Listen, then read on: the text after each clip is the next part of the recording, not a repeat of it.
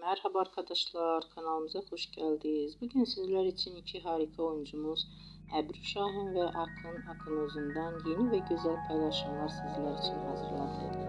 Onlar Hercai dizisinde rol almış ve herkes tarafından beğenilmiştir. Biz de sizler için onların güzel ve romantik karelerini hazırladık. Bu videoların devamlı gelmesini istiyorsanızsa kanalımıza abone olup yorum yazmayı unutmayalım. Hələlik bizden bu kadar.